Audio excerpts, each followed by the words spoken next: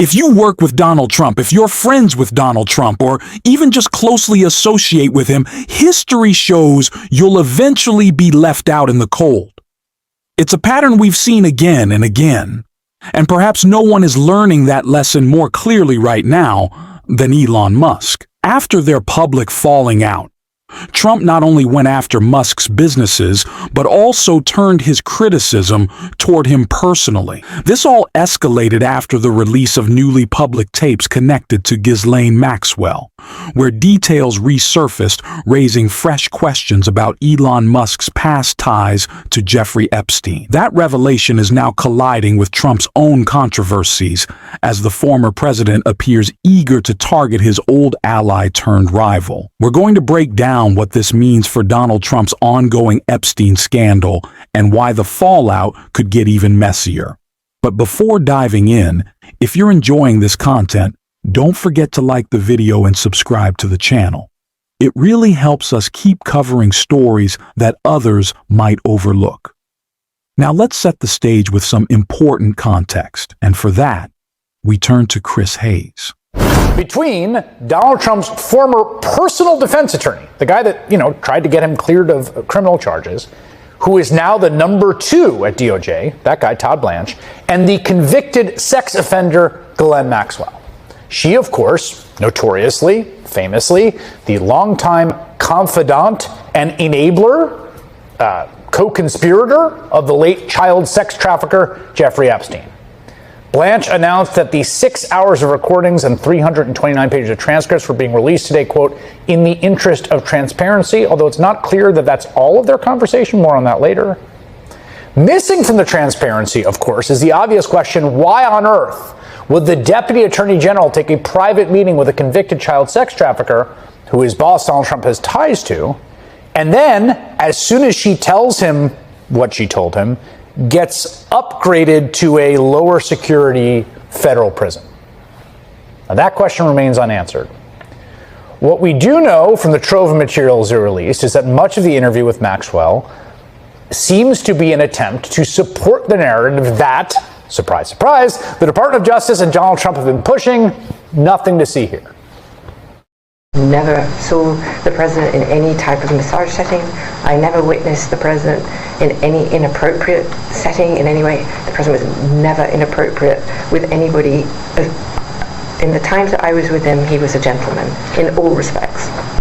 If there's one word that comes to mind with Donald Trump, of course, it's gentleman. He was a gentleman in all respects. But here's the thing. Maxwell did not stop there. She went on to tell the Deputy Attorney General of these United States that she, the lady who was charged with conspiring with Epstein to abuse minors, who's convicted of that and doing time for it, that she, get this, ready for this? That she never saw Jeffrey Epstein engage in anything that was non-consensual. At some point, he was getting massages 7 days a week, sometimes multiple massages a day. Women have said that were there, that say they were there giving him massages, said that This is a clear example of witness tampering. That's exactly what appears to have happened here. Ghislaine Maxwell is seeking a pardon. And let's not forget, she has a long history of lying under oath. The only reason she would hand over information to the government is to benefit herself, not out of honesty. Yes, some of these recordings were made public, but what's important is that parts of the Epstein tapes we've seen were clearly edited. The metadata proves it, which raises the question, how can we know whether Maxwell wasn't coached or instructed on what to say before this interview? The truth is, we can't. What we do know is that her statements align perfectly with helping Donald Trump. And as we've seen recently, one thing that's been on Trump's mind is going after Elon Musk. And this moment ties directly into that strategy. We got a lot of hostages back, but we're going to talk about that. I don't know. I think we'll have to take a look. We might have to put Doge on Elon. You know what Doge is? Doge is the monster that might have to go back and eat Elon. Wouldn't that be terrible? He gets a lot of subsidies, Peter. But Elon's very upset that the EV mandate is going to be terminated. And you know what? When you look at it, not everybody wants an electric car. I don't want an electric car. I want to have maybe gasoline, maybe electric, maybe a hybrid, maybe someday a hydrogen. If you have a hydrogen car, it has one problem. It blows up, you know? So I'm going to give that one to Peter. I'm going to let Peter test it out. So not only did Donald Trump say he would consider deporting Elon Musk a while back, he also alluded to the fact that Doge might be going after his businesses. And as Elon Musk is now the most unpopular figure in America, in our politics today, what worse way, what better way really, to make his image worse than associating him with Epstein, something that Donald Trump has realized rightfully wrecks the public perception of you? Well, that is exactly what happened, and came out of this interview, and it's got Elon scrambling. Ghislaine Maxwell flips the script on Elon Musk. Maxwell revealed that she first met the world's richest man at a multi-day bash, despite the claims that he didn't know Epstein's accomplice. Elon Musk has landed in the hot seat after Ghislaine Maxwell, Epstein's longtime accomplice, contradicted his claims that he doesn't know the disgraced Sakyalite and convicted offender. Maxwell revealed that she first met the world's richest man at a multi-day birthday bash for Google co-founder Sergey Brin, according to a Bombshell taped interview conducted by Deputy Attorney General Todd Blanche in July. I met him in, I don't remember the year, but it's going to be in the 2010s, 2011, something like that, I think, if my memory serves. Maxwell, 63, said, according to the long-awaited transcripts released by the Department of Justice on Friday. In her testimony, Maxwell claimed Musk was among a group of 30 to 50 people who spent 3 or 4 days on a Caribbean island celebrating Brin's birthday. Mr. Musk was present for that, said Maxwell, who was sentenced to in 2022 to 20 years in jail for trafficking minders. Maxwell told Blanche she later saw Musk at an Oscars event, seemingly referring to a Vanity Fair Oscars party on March 2, 2014, where she and Musk were photographed together. Maxwell added that she believed Elon's brother Elon Musk also had a relationship with Epstein. He knew Mr. Musk's brother well. She said, but like I said, my memory is not as good as I would like it to be. Kamal was reportedly set up with a girlfriend by Epstein many years ago, Business Insider reported in 2020. Musk has repeatedly distanced himself from Maxwell, writing on X in 2020. Don't know Ghislaine at all. She photobombed me once at a Vanity Fair party several years ago. Real question is why Vanity Fair invited her in the first place. Jeffrey Epstein was reportedly advising Brian in 2007 on setting up a tax-saving trust for his children.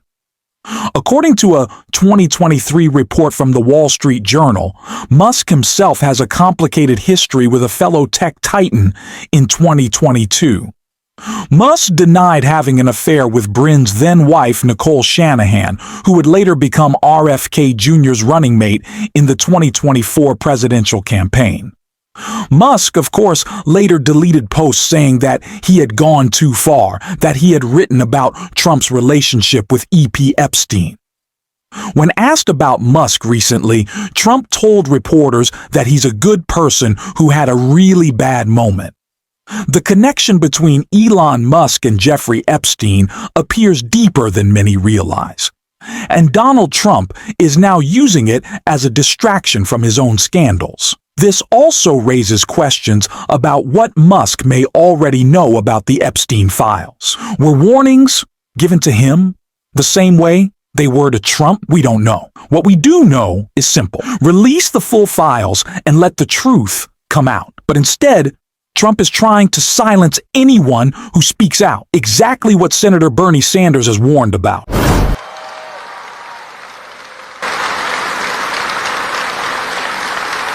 But what we have seen since Trump was elected is something unprecedented in American history. And that is, you have a president who is usurping powers from the Congress. He is, in too many instances, ignoring decisions of courts. He is going after the media with lawsuits and in other ways like we have never seen before, because this president, this great big bully, is afraid of people criticizing him.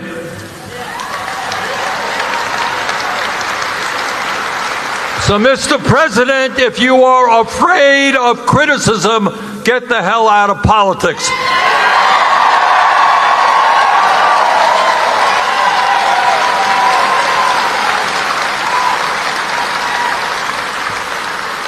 He is going after law firms because they had clients who opposed him. He is going after universities because they teach courses that he doesn't like. And right now, all across this country, including Iowa, we have ICE agents, sometimes with masks around their faces, throwing people into vans and taking them illegally, unconstitutionally to detention centers. And now you have military transportation tanks, etc., in our nation's capital. And understand what all of this is about. We can argue about a sane immigration policy. Honest people have different points of view. We can argue how you effectively deal with crime problems which are too high in many parts of the country. Donald Trump can't handle criticism, and he's desperate to keep the focus off the Epstein files, which is exactly why we need to keep talking about them. It's also why we need real fighters in our corner, leaders like Bernie Sanders, AOC, and Gavin Newsom. And now, joining that fight is Michigan Senate candidate Dr. Abdul El-Sayed, who just stood side by side with Bernie at a rally, showing the kind of energy and determination this campaign needs. The whole idea of Doge was gut and cut so that we can replace with some private provider on the back end. That's always the game. Someone always gets paid, right?